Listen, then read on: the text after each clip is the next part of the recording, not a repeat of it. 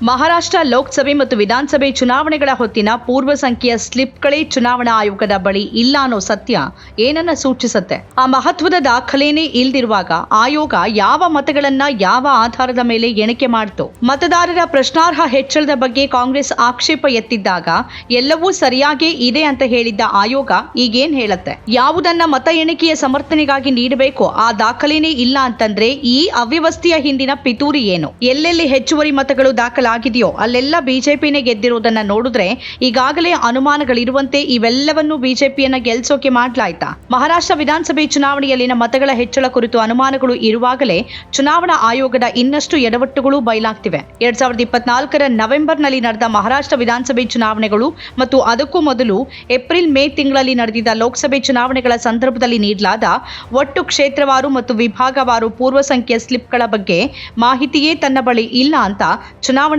ಆಯೋಗ ಬಹಿರಂಗಪಡಿಸಿದೆ. ಆರ್ಟಿಐ ಕಾರ್ಯಕರ್ತ ವೆಂಕಟೇಶ್ ನಾಯ್ಕ್ ಸಲ್ಲಿಸಿದ ಕೋರಿಕೆಗೆ ನೀಡಿರುವ ಉತ್ತರದಲ್ಲಿ ಆಯೋಗ ಈ ಆಘಾತಕಾರಿ ಸತ್ಯವನ್ನು ಒಪ್ಪಿಕೊಂಡಿದೆ.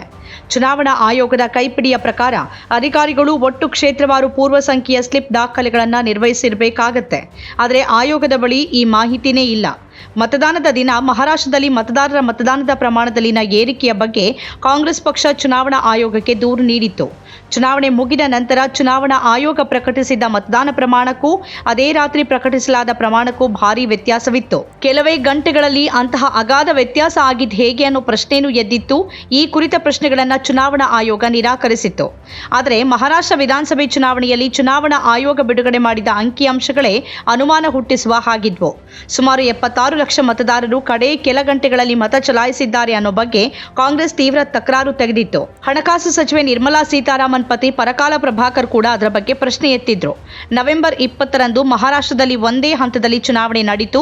ಅವತ್ತು ಸಂಜೆ 6 ಗಂಟೆ 14 ನಿಮಿಷಕ್ಕೆ ಆಯೋಗ ಬಿಡುಗಡೆ ಮಾಡಿದ ಅಂಕಿಅಂಶಗಳ ಪ್ರಕಾರ ಮಹಾರಾಷ್ಟ್ರದಲ್ಲಿ ಸಂಜೆ 5 ಗಂಟೆಗೆ 58.22% ಮತದಾನ ಆಗಿತ್ತು. ಅಂದ್ರೆ ಚಲಾವಣೆಯಾದ ಒಟ್ಟು ಮತಗಳು 5,64,88,024. ಅದೇ ದಿನ ರಾತ್ರಿ 11:45ಕ್ಕೆ ಬಿಡುಗಡೆ ಮಾಡಿದ ಅಂಕಿಅಂಶಗಳ ಪ್ರಕಾರ 65.02% ಮತದಾನ ಪ್ರಮಾಣ ದಾಖಲಾಗಿತ್ತು.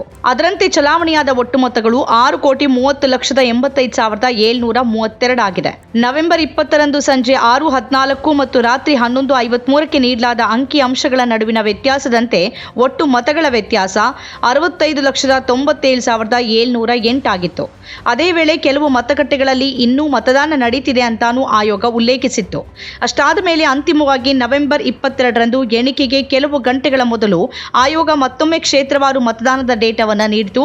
ಅದರಂತೆ ಒಟ್ಟು ಮತಗಳು 6,40,85,095 ಆಗಿತ್ತು ಮತ್ತು ಅಂತಿಮ ಮತದಾನ 66.05 ಆಗಿತ್ತು.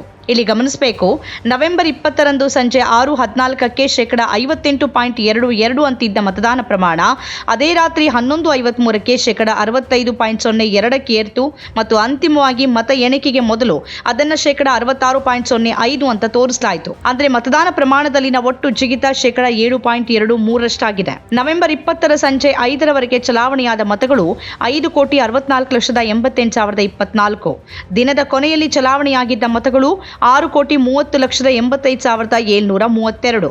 ನವೆಂಬರ್ 22ರಂದು ಎಣಿಕೆಗೆ ಕೆಲವೇ ಗಂಟೆಗಳ ಮೊದಲು ಉಲ್ಲೇಖಿಸಲಾದ ಪ್ರಕಾರ ಚಲಾವಣೆಯಾಗಿದ್ದ ಮತಗಳು 6,40,85,091.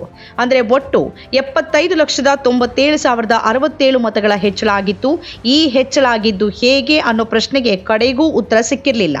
ಏಪ್ರಿಲ್-ಮೇ ತಿಂಗಳಲ್ಲಿ ನಡೆದ ಲೋಕಸಭೆ ಚುನಾವಣೆ ಮತ್ತು ನವೆಂಬರ್ನಲ್ಲಿ ನಡೆದ ಅಸೆಂಬ್ಲಿ ಚುನಾವಣೆಯಲ್ಲಿ ಕೆಲವು ಕ್ಷೇತ್ರಗಳಲ್ಲಿ ಮತದಾರರ ಸಂಖ್ಯೆ ಭಾರೀ ಏರಿಕೆಯಾಗಿರುವುದು ಕೂಡ ಅನುಮಾನಗಳನ್ನು ಹುಟ್ಟುಹಾಕಿತ್ತು. ಮತದಾರರು ಹೆಚ್ಚಿದ್ದ ಕಡೆ ಮತ್ತು ಹೆಚ್ಚು ಮತಗಳು ಚಲಾವಣೆಯಾಗಿದ್ದ ಕ್ಷೇತ್ರಗಳಲ್ಲಿ ಬಿಜೆಪಿ ಅಭ್ಯರ್ಥಿಗಳೇ ಗೆದ್ದಾಗ ಅನುಮಾನ ಇನ್ನೂ ಹೆಚ್ಚಿತ್ತು. ಅದು ಕಾಕತಾಳೀಯವಾಗಿರೋಕ್ಕೂ ಸಾಧ್ಯವಿಲ್ಲ ಅನ್ನೋ ಅನುಮಾನಗಳು ಬಗೆಹರಿಯಲೇ ಇಲ್ಲ. ಹಾಗಿರುವಾಗಲೇ ಈಗ ಪೂರ್ವ ಸಂಖ್ಯೆಯ ಸ್ಲಿಪ್ಗಳ ದಾಖಲೆನೇ ಇಲ್ಲ ಅಂತ ಆಯೋಗ ಹೇಳಿದೆ. ಮತದಾನದ ಸಮಯ ಮುಗಿಯುವ ವೇಳೆಗೆ ಸರತಿ ಸಾಲಿನಲ್ಲಿ ನಿಂತಿರುವ ಒಟ್ಟು ಮತದಾರರ ಸಂಖ್ಯೆಯನ್ನು ದಾಖಲಿಸೋಕೆ ಈ ಪೂರ್ವ ಸಂಖ್ಯೆಯ ಸ್ಲಿಪ್ಗಳು ಮಹತ್ವದ ದಾಖಲೆಗಳಾಗಿರುತ್ತೆ. ಆ ದಾಖಲೆಗಳೇ ಆಯೋಗದ ಬಳಿ ಇರಲಿಲ್ಲ ಅಂತಾದರೆ ಅದು ಮತ ಎಣಿಕೆ ಮಾಡಿದ್ದು ಯಾವುದರ ಆಧಾರದ ಮೇಲೆ ಅನ್ನೋ ಪ್ರಶ್ನೆ ಎದ್ದಿದೆ. ಹೆಚ್ಚಿನ ಮತಗಳು ಕಡೆ ಗಳಿಗೆಯಲ್ಲಿ ಚಲಾವಣೆ ಆದವು ಅನ್ನೋ ಬಗ್ಗೆ ಕಾಂಗ್ರೆಸ್ ಸಲ್ಲಿಸಿದ್ದ ದೂರಿಗೆ ಮತದಾರರ ಸೇರ್ಪಡೆ ಕಾನೂನುಬದ್ಧವಾಗಿದೆ ಅಂತ ಹೇಳೋ ಮೂಲಕ ಆಯೋಗ ಕಾಂಗ್ರೆಸ್ ಆಕ್ಷೇಪವನ್ನು ತಳ್ಳಿ ಹಾಕಿತ್ತು. ಆದರೂ ಲೋಕಸಭೆ ವಿರೋಧ ಪಕ್ಷದ ನಾಯಕ ರಾಹುಲ್ ಗಾಂಧಿ ಅದರ ಬಗ್ಗೆ ಆಕ್ಷೇಪ ಎತ್ತಾನೇ ಇದ್ದಾರೆ.